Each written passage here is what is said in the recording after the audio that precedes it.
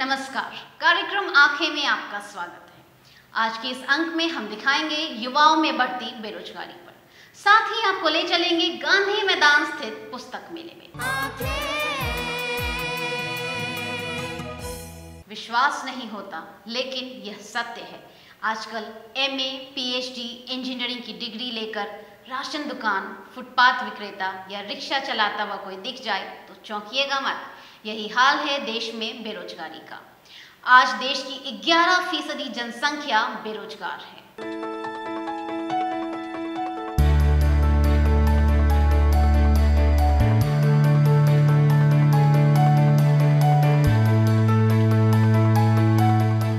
हर माँ बाप का यह सपना होता है कि वह अपने बच्चे को अच्छी तालीम देकर शिक्षित करें, ताकि उनके बच्चे अच्छी नौकरी कर अपने परिवार का भरण पोषण कर सके। लेकिन आज के युवा अच्छी तालीम लेकर भी बेरोजगार हैं। नौकरी की आस खत्म होने के बाद जीवन यापन के लिए चाय की दुकान, ऑटो रिक्शा चलाने पर मजबूर हैं। बता दें कि आर्थिक मंदी के दौर में तो अच्छी शिक्षा भी रोजगार दिलाने में सक्षम नहीं है। बैंकों से शिक्षा ऋण लेकर उच्च शिक्षा हासिल करने वाले विद्यार्थियों को भी रोजगार नहीं मिल पा रहे हैं। सर जो है ना, सब सरकार का नीति है जो ना, सारा जो है युवा जो है ना, पढ़ लिख के जो है ना कोई नौकरी नहीं मिल रहा है, उसको वजह से सब जो है ना भटक रहा है। हम बीएससी किए हुए हैं, हम लोग जो सरकार नौकरी भी दी एएसबी का, उसका जो सरकार जो हम लोग से काम भी करवाए 3 साल, उसका जो है 15 जगह हम लोग हटा भी दी। अभी हम लोग जो केस लड़ रहे हैं पटना हाई कोर्ट में, उसके बाद ये काम कर देख रहे हैं कि हम लोग को पढ़ लिख कर भी अच्छा रोजगार नहीं मिल पाया। अकाउंट करने के बाद मैंने नौकरी के लिए प्रयास किया, नहीं हुआ। उसके बाद मेरा जो बिजनेस था पापा का दिया हुआ था, उसी में आना पड़ा। शिक्षित युवाओं में बेरोजगारी पर आए एक हालिया सर्वे के मुताबिक शिक्षित युवाओं में बेरोजगारी की स्थिति और भयावह हो चुकी है। 18 से 29 वर्ष के युवा भारत में स्नातक या उससे अधिक पढ़े युवा लोगों में बेरोजगारी की दर सबसे ज़्यादा है। पिछले साल पूरे देश की बेरोजगारी की दर 13.3% थी, जबकि इसी आयु वर्ग में ग्रामीण क्षेत्रों में हर तीसरा स्नातक बेरोजगार है। वहीं शहरी क्षेत्रों में हर चौथा स्नातक यानी 26% लोग बेरोजगारी का दंश झेलने को मजबूर हैं। जबकि इसी आयु वर्ग में अशिक्षित युवा की बात करें तो इनकी दर केवल 3.7% है, क्योंकि अशिक्षित लोग हर प्रकार का रोजगार कर लेते हैं, जबकि शिक्षित लोग अपनी पढ़ाई और उपाधि के अनुसार ही रोजगार चाहते हैं। लेकिन ऐसा नहीं हो रहा है। ग्रेजुएशन मेरा फाइनल है, कोई काम धंधा नहीं मिल रहा है, इधर से उधर भटक रहे हैं। तो अपना एक ठेला पर वेबसाइट किया हूँ, फल पर, ऊपर भी अभी धंधा पर पेट पूजन नहीं चल रहा है, एकदम गिरफ्ती हालत है। बिहार में आने बड़ा से बड़ा डिग्री लेकर के सरकार, राज्य चाहे केंद्र की सरकार चाहे राज्य की सरकार, इतना निकम्मा सरकार है ये कि शिक्षित बेरोजगार के नाम पर योजनाएं बहुत चलाती है, लेकिन कोई भी योजना धरातल पर उस शिक्षित बेरोजगार के लिए ज़मीन पर नहीं आता है। अगर आता भी है तो बिचौलिया लोग खा जाता है उसको, और शिक्षित बेरोजगारों को कुछ मिलता उलता नहीं है। मैं 7 जनवरी 1994 का बलौद उद्घाटन हुआ था। उस समय लालू प्रसाद यादव मुख्यमंत्री थे और चंद्रदेव प्रसाद वर्मा उर्वरक एवं रसायन मंत्री। उस समय कार्य कर रहा था। उसके बदले मुझको 10 रुपया दिया जाता रहा। उसके बाद 1586 रुपया डिप्टी कलेक्टर अनिरुद्ध प्रसाद सिन्हा के द्वारा 1586 रुपया वेतन दिया जाता रहा। उसके बाद 2005 में हमको हटा दिया गया, और उसके बाद हटाया गया था। हम इधर उधर भटकते रहे, कोई काम धंधा नहीं मिला। फिर लास्ट में फिर पटना आए, फिर पोलदारी किए, सब्जी उब्जी के दुकान खोले, सब्जी उब्जी बेचना शुरू किए। नौकरी की आस लिए हर युवा सरकार द्वारा संचालित श्रम एवं नियोजन विभाग में अपना पंजीकरण करवाता है कि शायद उसकी किस्मत बदल जाए, लेकिन वहाँ भी उसे निराशा ही हाथ लगती है। मकेर छपरा जिला से आया हूँ। यहाँ पे मैं इसके पहले भी रजिस्ट्रेशन कराया था, सरकार की तरफ से कोई रिस्पांस या कॉल नहीं आया।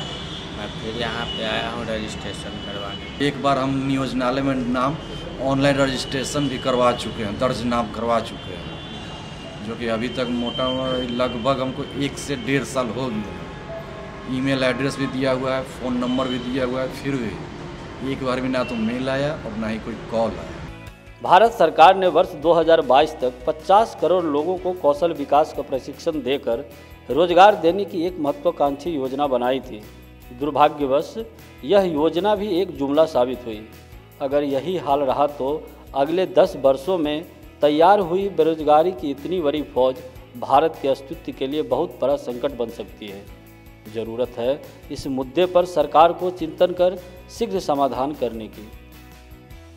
तो देखा आपने, आज बेरोजगारी का आलम यह है कि पढ़े लिखे युवा आज किराना दुकान या रिक्शा चलाने का काम ही नहीं बल्कि गलत रास्ता अख्तियार करने को मजबूर है। फिलहाल वक्त हो चला है एक छोटे से ब्रेक का। ब्रेक के बाद हम आपको ले चलेंगे गांधी मैदान स्थित पुस्तक मेले में।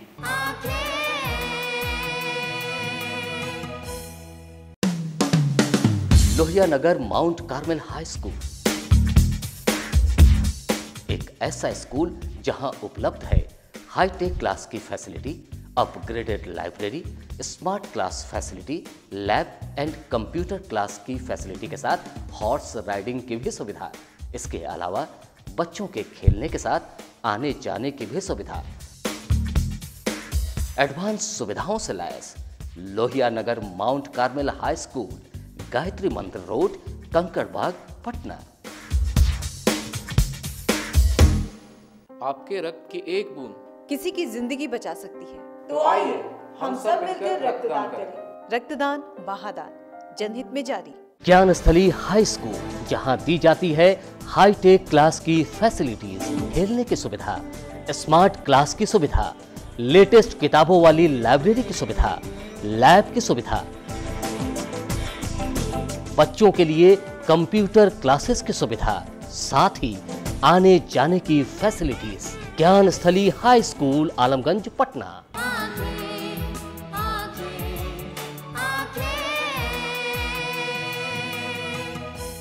ब्रेक के बाद फिर से आपका स्वागत है। पुस्तक मेला सुनते ही पुस्तक प्रेमियों के मन में खुशी की लहर दौड़ उठती है। इस बार पुस्तक मेले की थीम पेड़ और पानी ही जिंदगी है।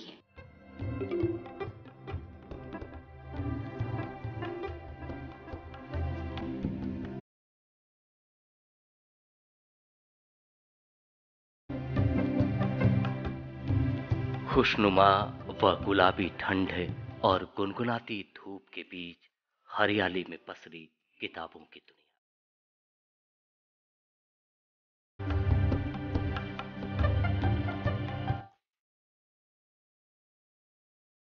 पुस्तक मेला पटना के गांधी मैदान में 18 नवंबर तक चलने वाला पुस्तक मेला पुस्तक प्रेमियों को अपनी ओर आकर्षित कर रहा है।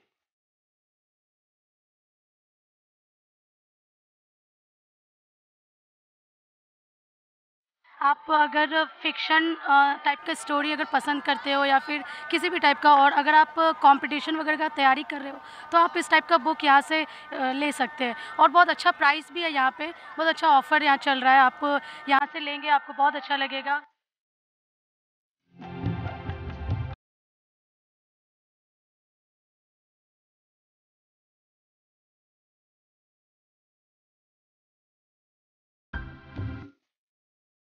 दिन भर पाठकों की आवाजाही बनी रहती है।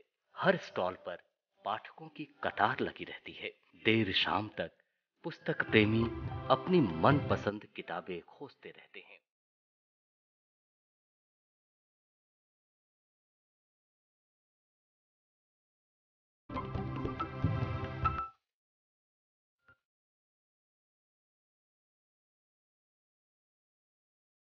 पुस्तक मेला मतलब हम लोग हमेशा से आते रहे हैं। काफ़ी खास पुस्तक मेला है। यहाँ पे आते हैं तो हर तरह की बुक आपको मिल जाती है, चॉइस की बुक मिल जाती है पढ़ने के लिए। आप जैसा बुक खोजते हैं उस तरह की। और बच्चे लोग को भी यहाँ पे लाएं। बच्ची तो मेरे भी बहुत छोटी है, पर वही इनको भी लाएं दिखाने के लिए कि भाई तुमको भी जो पसंद हो अपना मनपसंद की किताब लें। और आजकल तो बच्चों में किताबों का शौक़ बहुत कम हो गया है, मोबाइल ही काफ़ी देखते हैं, तो वही आदमी को एक अच्छा प्लेटफॉर्म मिल जाता है पुस्तक मेला की यहाँ पे भाई।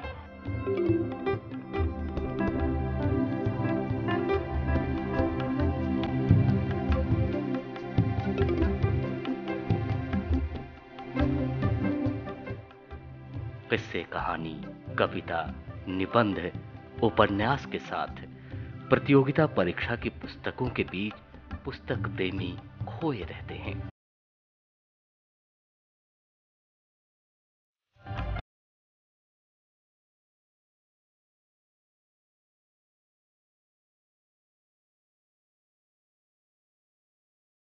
पुस्तक मेला तो बहुत अच्छा है। यहाँ बहुत तरह की किताबें हैं, मतलब जो चीज़ चाहिए वो मिल जाएगा। मतलब हर तरह के सब्जेक्ट है, हर चीज़ है। बच्चों के लिए भी बहुत अच्छा है, तो हमको तो काफ़ी अच्छा लगा यहाँ।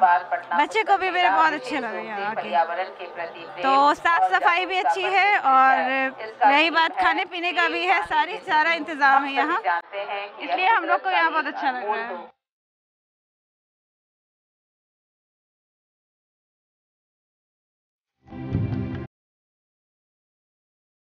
साहित्यकार, बुद्धिजीवी, सांस्कृतिक कर्मियों का भी जुटान लगा रहता है। शैक्षणिक और सांस्कृतिक गतिविधियों से भी मेला परिसर गुलजार होता रहता है। भावना के पुष्प लेकर गर्व हृदय में समाकर संग मेरे भारती भी कर रही वंदन तुम्हारा।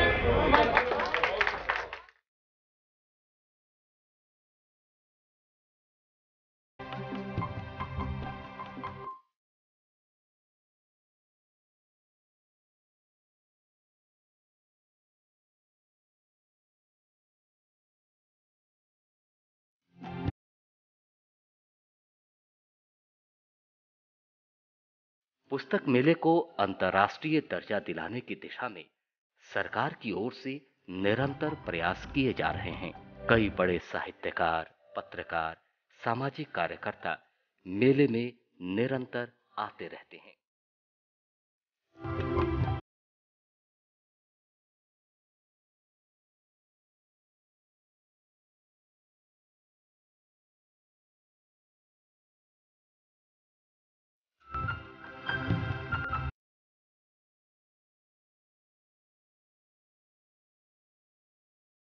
बिहार के भी लगभग सभी बड़े साहित्यकार, कवि, पत्रकार मेले में पुस्तक प्रेमियों से रूबरू हो रहे हैं। आम पब्लिक के लिए बहुत ज़्यादा हेल्पफुल है, क्योंकि यहाँ पे आम बुक स्टोर से बहुत अच्छे प्राइस में यहाँ पे बहुत सारे लोगों को बुक्स मिल जाते हैं। और जो बुक ऐसे जनरल स्टोर में नहीं मिल रहे हैं वो यहाँ पे मिल रहे हैं, तो आप यहाँ से ईजिली वे में अवेलेबल है तो आप ले सकते हैं। बट हाँ, मेडिकल के बुक थोड़े कम है यहाँ पे। एक्चुअली हम जहाँ भी पूछे वहाँ पे तो नहीं बोले, तो मैं चाहूँगी कि नेक्स्ट टाइम अगर ये लगे तो उस टाइम ये मेडिकल के बुक्स रहे यहाँ पे।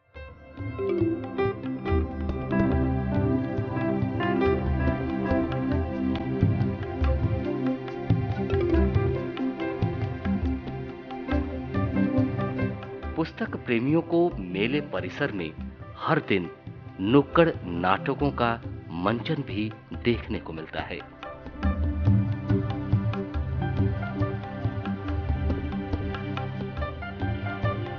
इस बार मेले की थीम पेड़, पानी और जिंदगी है, इसलिए पूरे मेले परिसर को हरे भरे पेड़ पौधों से सजाया गया है। और तो और सभी आयोजन स्थलों का नाम भी पेड़ पौधों पर ही रखा गया है, जैसे पीपल, प्रशासनिक भवन, तुलसी, मुक्ताकाश, आम, सभागार, बरगद, रंगभूमि।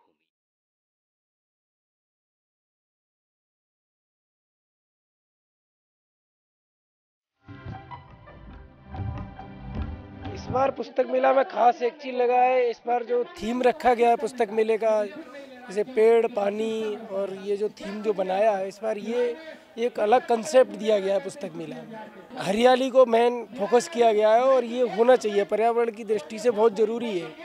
आज का जो समाज है वो इससे बहुत दूर भाग रहा है, पर्यावरण बहुत ज़रूरी है हमारे लिए। इस थीम को कंसेप्ट किया गया इस पुस्तक मेले में, बहुत अच्छा है।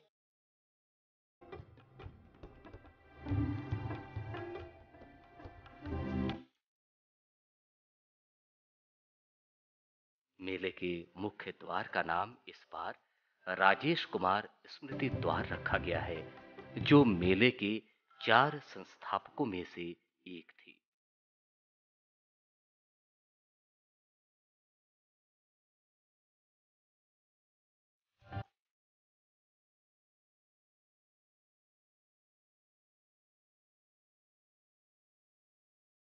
मेले में करीब 110 प्रकाशकों की पुस्तकें, जिसमें राजकमल, राजपाल, प्रभात प्रकाशन, वाणी प्रकाशन, किताब घर, अरिहंत, उपहार आदि के स्टॉल लगे हैं।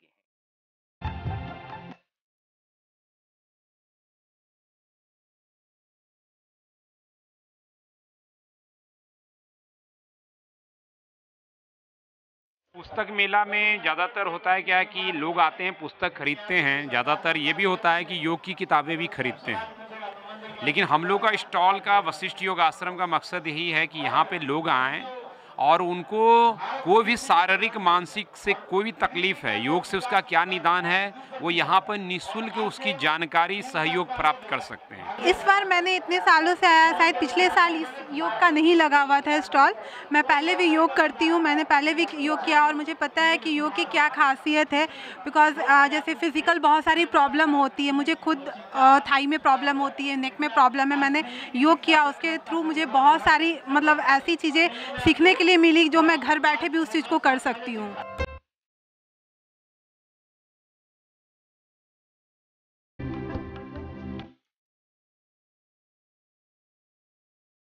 कालजयी रचनाओं के साथ चर्चित हस्तियों से जुड़ी पुस्तकों का भारी क्रेज इन स्टॉलों पर देखने को मिल रहे हैं। प्रेमचंद, शरद चंद्र की कहानियां, उपन्यास, दिनकर, नागार्जुन, बच्चन की मधुशाला के साथ साथ कलाम और नरेंद्र मोदी पर केंद्रित पुस्तकों को पाठक खोजते फिर रहे हैं।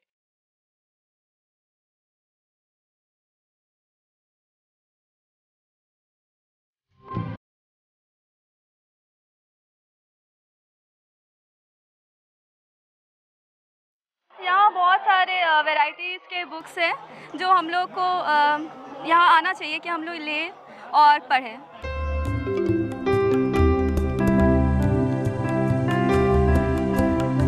आज लोग किताबों की दुनिया से दूर होते जा रहे हैं। खास करके युवा वर्ग अपने आप को कंप्यूटर, लैपटॉप और मोबाइल में समेटते जा रहे हैं। इस दौर में लगने वाला यह पुस्तक मेला से शायद उम्मीद जगती है कि एक बार फिर हम किताबों की दुनिया में लौटेंगे और हम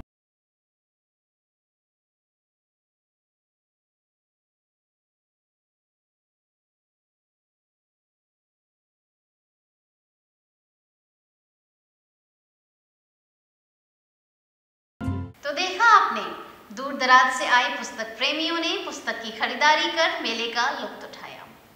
आज का कार्यक्रम आपको कैसा लगा हमें जरूर बताएं। हमारा ईमेल आईडी है lmcaake2017@gmail.com। आज के लिए बस इतना ही, मिलेंगे अगले अंक में कुछ नए मुद्दों के साथ।